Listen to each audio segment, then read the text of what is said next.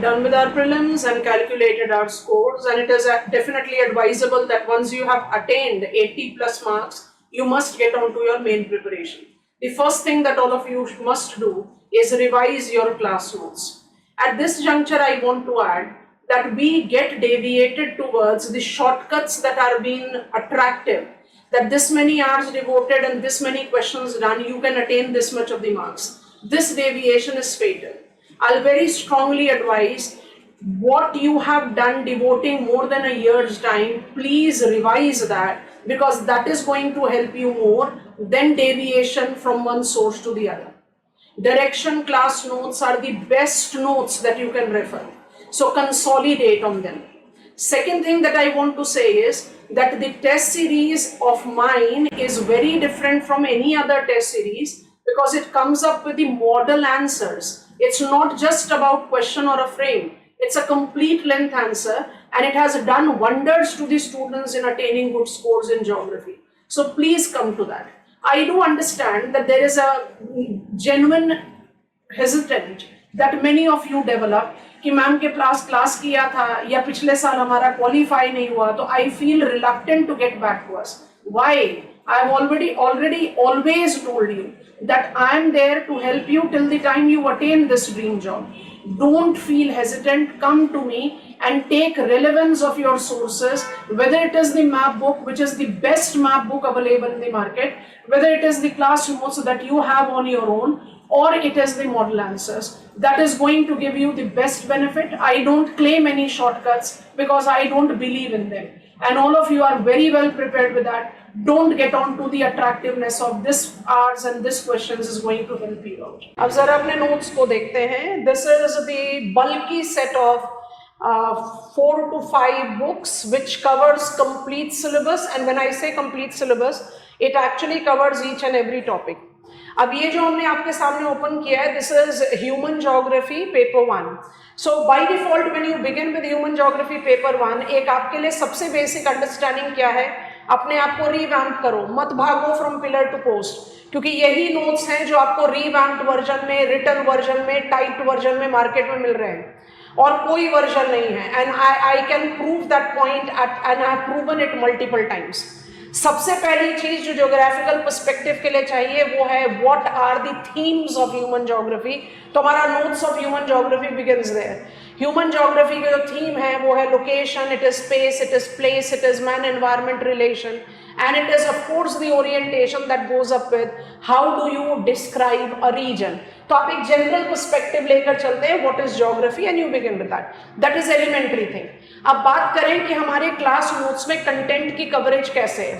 तो जैसे हम आगे बढ़े, we get after themes, it is like we get into the study of themes का थोड़ा डिटेल्स है, उसके बारे में नहीं जा रहे. Cultural regions of the world. अब ये वाला जो टॉपिक है, इसमें अगर आप नोटिस करो तो we have encountered questions in examination. जैसे 2 क्वेश्चंस के बारे में बात करते हैं. एक तो बड़ा होलिस्टिक सा क्वेश्चन था, 2010 में पूछा गया था, broadly classify the cultural regions of the world. So if I just take that into account, cultural regions of the world, so classification of cultural regions of the world, है ना. अगर आप classification of cultural regions of the world के बारे में बात करते हो, आप खुद से नोटिस करो कि क्या ये क्लास नोट्स अपने आप में फुली सफिशिएंट नहीं है. वॉक-इन वेब का classification combined with linguistic region, मेरे पास मेजर से लेकर माइनर कल्चरल रीजन्स अवेलेबल हैं. I want to scroll it down, ध्यान से देखते जाओ. When I take reference of cultural regions of the world, the constituents given, cultural trait. Cultural trait is single attribute. Cultural complex is identified with combination of them, and that makes cultural system with the dominating trait as cultural region. And how many cultural regions of the world are there? Walk and Webb's classification, there are 7 cultural regions of the world. पूरा flow chart आपके सामने, और each category have been enlarged. Her category enlarged है. तो मान लीजिए कि हम 2015 का क्वेश्चन पिकअप कर लें, which was talking about the cultural region is best suited unit to learn the diversity of the location. अब उसको दिखाने के लिए पहले I'll just write that question. हमने डिटेल शुरू करी क्रिश्चियनिटी कल्चर से, right. So let us get on. ये रहा मेरा क्रिश्चियनिटी कल्चर. अब इस क्रिश्चियनिटी कल्चर में अगर आप बस एक बेसिक पॉइंटर पर जज करो, Christianity culture associate itself with major part of habited world. और 2015 में क्वेश्चन क्या पूछा गया, how the cultural regions incorporate diversity of an area, diversity of culture. अब आप खुद से नोटिस करेंगे कि क्या ये क्लास नोट्स सफिशिएंट नहीं है। जब आपने क्रिश्चियनिटी कल्चर को कॉस्मोपॉलिटन एंड फंडामेंटलिस्ट में डिवाइड किया, कॉस्मोपॉलिटन को आपने हाथ as Western Europe and destination as Anglo-America with Australia, New Zealand incorporate किया, developed world. And when I talk about fundamentalism, you have got Roman Catholic Christianity and Eastern Orthodox Christianity. Mind it, when I talk about Roman Catholic Christianity, it goes with heart and destination. And when it comes on to Eastern Orthodox, it doesn't have, because we don't have Eastern Orthodox involving that colonial legacy. आपने कौन कौन से part of world को cover किया अपने class notes में? आपने cover कर लिया वेस्टर्न यूरोप को, एंग्लो अमेरिका को, लैटिन अमेरिका को, ईस्टर्न यूरोप को, साउथ वेस्टर्न यूरोप को, and you have covered up Oceania major, Australia, New Zealand. तो क्या आपने एग्जामिनर को नहीं बता दिया कि Christianity culture facilitate the understanding of hearth and destination with developed and developing Caucasoid to Negroid races, wherein we are having intensive culture and extensive culture, where we are having the variations when it comes on to the population at multiple cohort. आपके पास content का दर्द कहाँ पर है? Where is the scarcity of the content? नहीं है। तो ये भागो मत, क्योंकि जितने भी रिप्रोड्यूसिंग एलिमेंट्स हैं ना, वो कभी ना कहीं फैक्ट्स को डिस्टॉर्ट करते हैं, because they are not the trained geographers. तो आपको बहुत क्लियरली अपने अटेम्प्ट को जस्टिफाई करना है। शॉर्टकट हमेशा अट्रैक्ट करता है, चुंबक की तरह अट्रैक्ट करता है, लेकिन वो हमेशा फेटल प्रूफ होता है। शॉर्टकट मत अपनाइए, हमेशा कोशिश कीजिए कि जो चीज़ आपके पास है, मेरे ख्याल से कि ह्यूमन टेम्परामेंट है ना, कि हम बहुत ईजिली अट्रैक्ट हो जाते हैं उस चीज़ से जो हमारे पास नहीं है। आपके पास आपके खुद के क्लास नोट्स इतने बढ़िया हैं कि आपको 300 और 400 और 500 प्लस प्रोग्राम की तरफ जाने की जरूरत ही नहीं है। आप इसी से ही अपने सारे कंटेंट डेवलप करोगे। अब हम इसी के डिटेल्स को स्क्रॉल कर रहे हैं, ध्यान से देखेंगे कि how the cultural diversity can be depicted by a cultural region. Christianity culture का details after this flow chart follows, और आप बहुत ध्यान से देखो जो चीजें हमने आपको बताई। Every diversity from intensive to extensive to the developing culture of the Christianity domain, and it goes on, it doesn't come up here. Scientific temperament dictated by religious ideologies, और उसके बाद फिर हम, because we integrate the math learning with it, तो ये pages आपका class notes में चला जाता है of the classification of European countries, इसको हम स्क्रॉल अप कर लेते हैं, and then you can see that we are having next major cultural region applied, and that is Islamic culture. What makes Islamic culture a cultural region? It has got religious ideology as similar, it is Caucasoid, it is a desert culture, it incorporate fundamentalist ideology। ये सारी चीजें वॉकेन web ने बताई और हम add कर देते हैं they are geopolitically vulnerable, and this gives you the categorization of cultural region from northern Africa via southwest Asia to Central Asia। इस तरीके से कवरेज होता है। This is the example that I have given you of the cultural region, क्योंकि हमने human geography के class notes को भी सेलेक्ट किया है। अब इसी के कंटिन्यूएशन में एक पॉपुलेशन का फैक्टर आपको अप्लाई करवाते हैं। Let us scroll to that page, the study plan page of the population, and I want all of you to notice कि एक जो सबसे कॉमन मिस्टेक आपको दिखाई देती है with almost every classes of geography, कि जब आप पॉपुलेशन थियरीज के बारे में पढ़ते हो, पॉपुलेशन थियरीज हमारे सिलेबस ऑफ पॉपुलेशन में लिखा हुआ है, और कुछ थियरीज हमारे modern theories laws in human geography में लिखी हुई हैं, जिसमें आप माल्थुसियन मार्क्सियन उठाते हो मॉडर्न थियरी से, और डेमोग्राफिक ट्रांजिशन मॉडल उठाते हो अपने पॉपुलेशन ज्योग्राफी से। डेमोग्राफिक ट्रांजिशन भी मॉडल्स लिखा हुआ है सिलेबस में, और अगर ये थियरीज अलग से मेंशन है तो पॉपुलेशन थियरीज लिखने का क्या मतलब है? ये मैक्सिमम क्लासेस में पुराने नोट्स उठा के देखो, अब तो खैर मैनिपुलेशन हो गया, हमारे नोट्स को ऐड करके कंप्लीटली मिसिंग है। कौन सी चीजें मिसिंग है? Simon and Ehrlich debate missing है,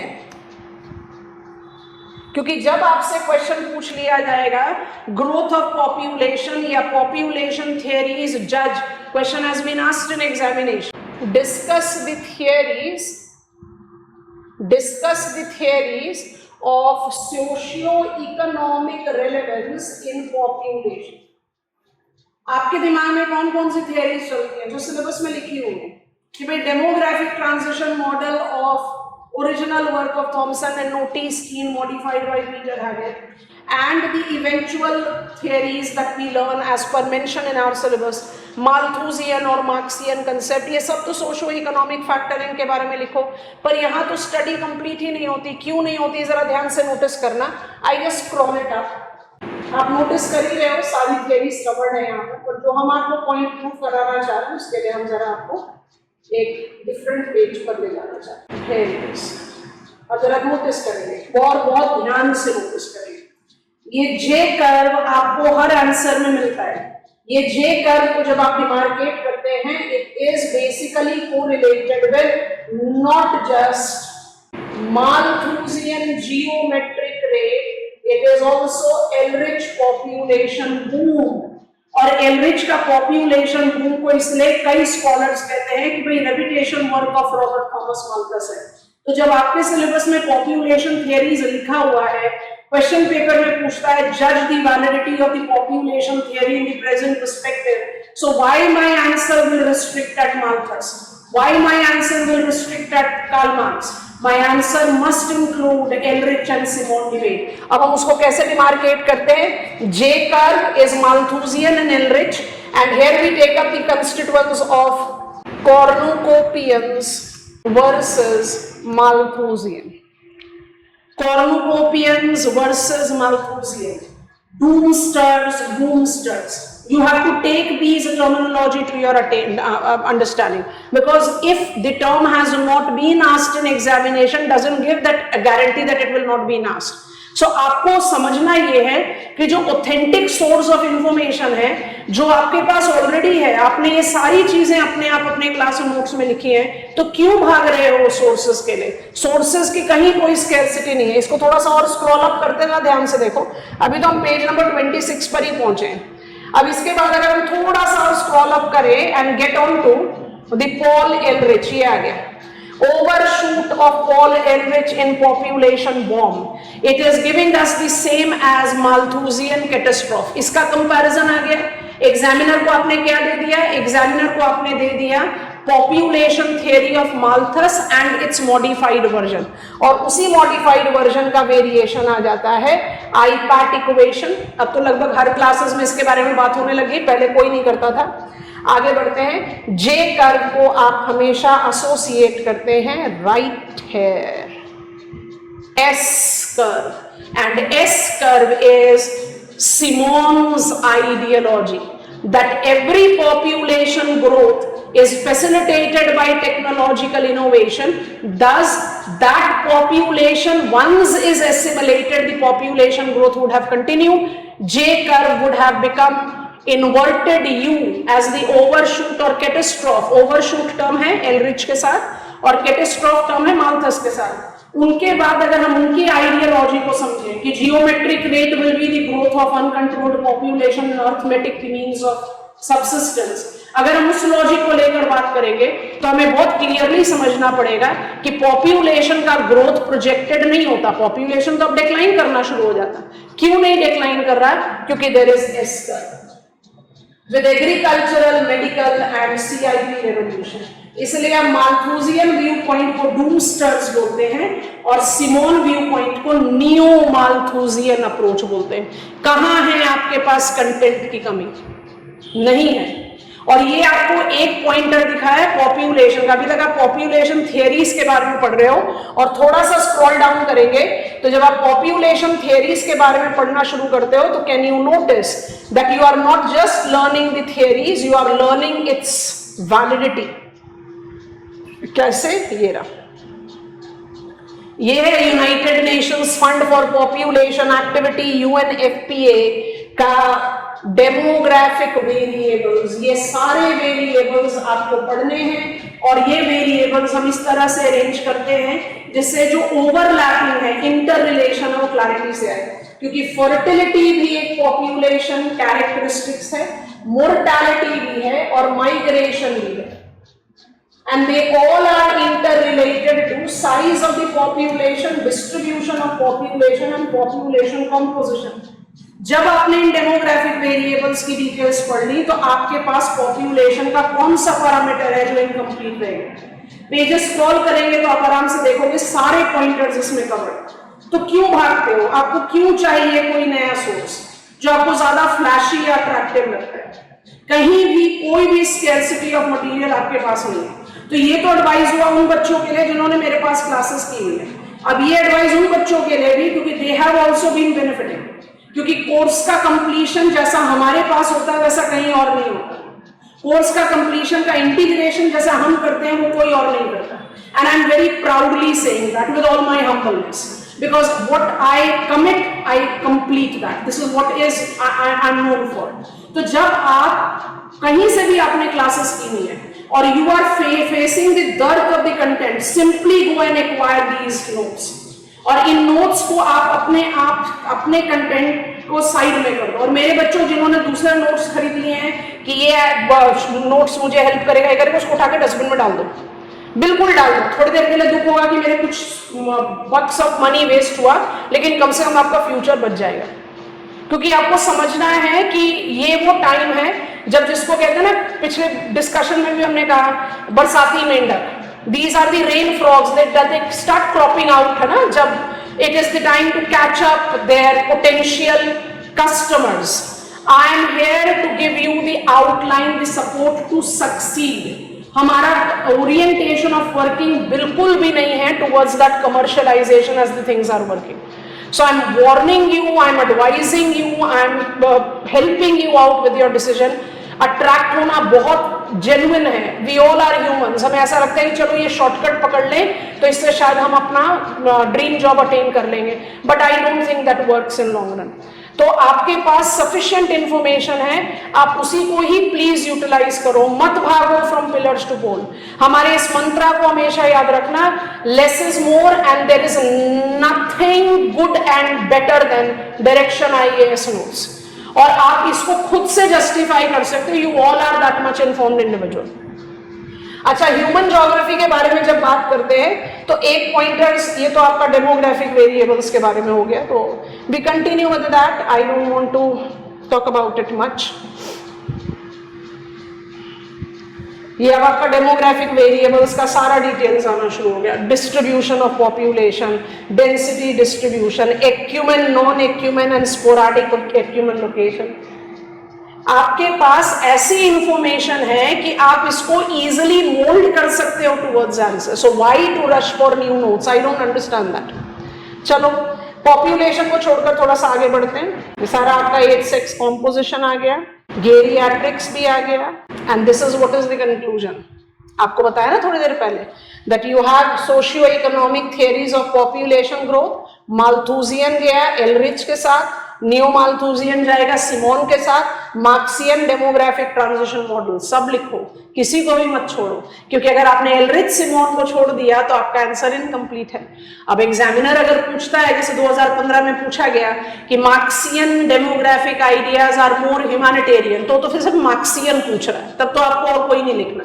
तो आपके पास फुल प्रूफ कंटेंट है, आपको तो कोई प्रिंसिपल टेक्स्ट बुक भी रीड करने की जरूरत नहीं है। And I want to add this, आपके सिलेबस में लिखा हुआ है डेमोग्राफिक ट्रांजिशन मॉडल, जैसा हमने शुरू में कहा आपको।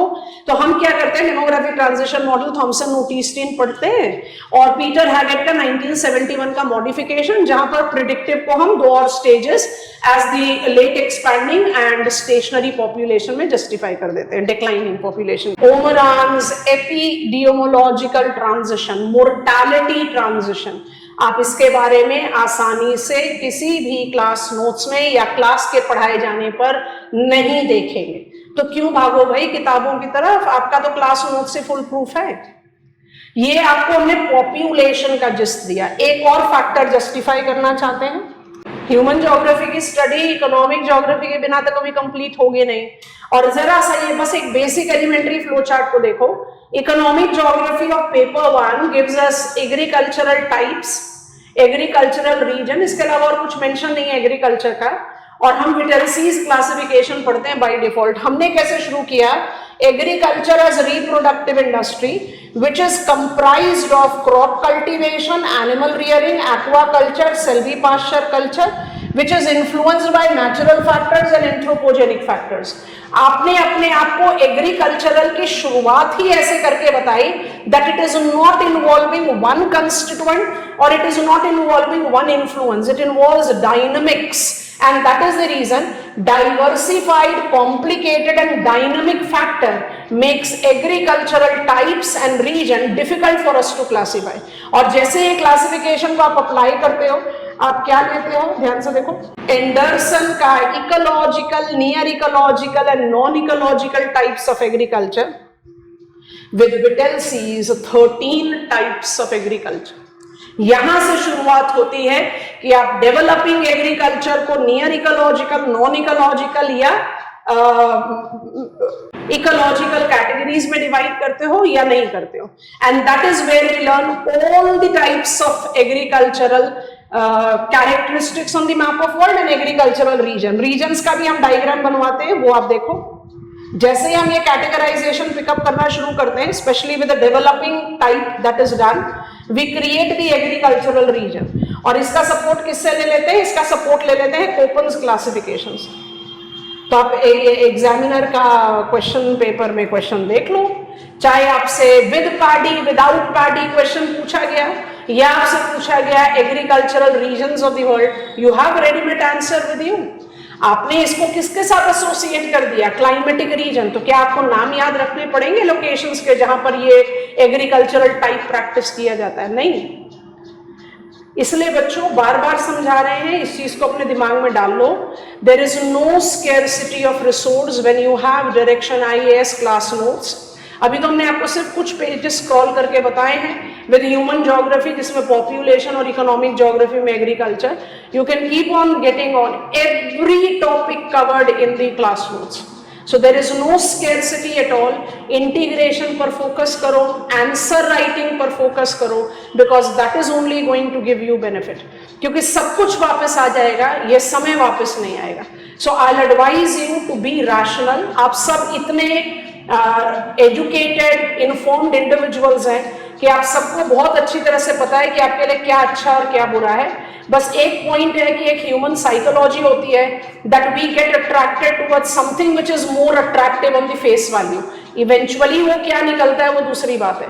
तो वही वाली बात है कि things are very simple, poised, focusing on what we require to do right here with me. हमारे पास कुछ भी ज्यादा फ्लारी, ग्लिटरी या अट्रैक्टिव नहीं है, but it basically orients towards serving the purpose for which we are here. तो अपने नोट्स को बिल्कुल जस्टिफाई कीजिए फुली। आपको कोई भी नहीं रोक सकेगा 300+ मार्क्स लेने के लिए। पिलर से पोल रन अप करना छोड़ दो, पिछले साल के क्वेश्चंस को पिकअप करो और पढ़ो। और एक और चीज before I close down, I will continuing on with many such sessions. हमेशा अपनी तैयारी, क्योंकि अभी आप रिजल्ट के लिए वेट नहीं करेंगे, क्योंकि आप रिजल्ट के लिए वेट करेंगे तो आप एक बड़ा क्रूशियल टाइम खत्म कर देंगे। और अपने रिवीजन स्ट्रैटेजी में सबसे पहले उन टॉपिक्स को पिकअप करो जो आपको डिफिकल्ट लगते हैं, क्योंकि इस समय आपके पास टाइम का प्रेशर कम है। आप बहुत अच्छी तरीके से उन डिफिकल्ट टॉपिक्स को जस्टिफाई कर पाओगे। पहले उनको कवर करो, उसके बाद जाओ उन टॉपिक्स पर जो आपको आसान लगते हैं। Don't go other way round कि पहले मैं आसान करूंगा, क्योंकि आसान करने में आपने ये वाला टाइम हटा दिया, तो जब रिजल्ट आपका पॉजिटिव आ जाएगा तो आप प्रेशर मोड पर आ जाओगे। रिजल्ट पॉजिटिव है, आपने डिफिकल्ट टॉपिक्स कवर कर लिया, आप अपने आप एट ईज हो, क्योंकि बाकी टॉपिक्स तो मुझे ऑलरेडी पता है, मुझे तो बस एक डस्टिंग करनी है उसके ऊपर से। Make sense? तो जितने डिफिकल्ट टॉपिक लगे, हो सकता है मेरे लिए एक टॉपिक डिफिकल्ट हो, जैसे मान लीजिए जियोमॉर्फोलॉजी मेरे लिए डिफिकल्ट है, या मेरे लिए ज्योग्राफिकल थॉट डिफिकल्ट था, या ज्योग्राफिकल थॉट में मुझे बाकी सब चीजें तो बड़े अच्छे से समझ में आई थी, बिहेवियर स्टडी में बिहेवियरलिज्म और ह्यूमनिज्म के बीच का डिस्टिंक्शन समझ में नहीं आया था। It can be anything. जो भी चीज आपको डिफिकल्ट लगी थी, please focus there first and refer your class notes. You don't need to refer anything else. इसके अलावा एक और चीज आपको बता दें, उसको भी देख लें। ये मैप बुक हमने आपको पहले भी बताई थी। ये मैप बुक आपकी चलती है 1971 से, and every map item written and marked, ठीक है। तो अगर आप 1971 से इसको लेकर आगे बढ़ रहे हो तो आप मेक सेंस कर सकते हो ना कि 1971 से लेकर 2023 माने 52 साल एक average, because we have been with different numbers, कभी 12 पूछे गए हैं, कभी 10 पूछे गए हैं, कई बार 15 भी पूछे गए जिसमें आपको चॉइस दी गई है। हम एक मोटा मोटी असेसमेंट ले लेते हैं। मेरे पास 520 आइटम्स हैं जो यहां पर मार्क्ड हैं, और ये 520 आइटम्स अगर आपने इस रेडीमेड PYQ से रेफर कर लिए तो क्या आपको ये पॉसिबिलिटी नहीं लगती that we will be having repetition of some of the items with that. इसके अलावा एक और मैप बुक है जिसको हम क्लास में रेगुलर प्रैक्टिस पर लेते हैं, वो आप ऐड ऑन कर लो। मेरे ख्याल से मैप क्वेश्चन जो आपके 1-2 मार्क्स को इधर उधर होने से बचाता है, उसके लिए भी आपके पास फुल प्रूफ तैयारी है। तो where is the scarcity of material? There is no scarcity of material. Geography तो एक ऐसा सब्जेक्ट है जिसमें आप एक टॉपिक के लिए 10 किताबें ले सकते हो, लेकिन बार बार वही बात रिपीट करते हैं, ज्योग्राफी का मास्टर नहीं बनना है। Just for me to prove that I am different from other, I am just trying to create out havoc in your mind।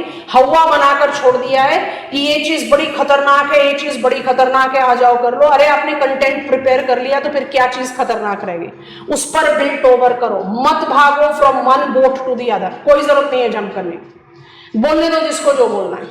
आपके पास सफिशिएंट इंफॉर्मेशन है, उसको कंसोलिडेट करो और उससे आगे बढ़ो। I think I can easily close down on this note. I'll continue to give you the glimpse of a few more topics and the questions accordingly. Bye-bye from my side for the time.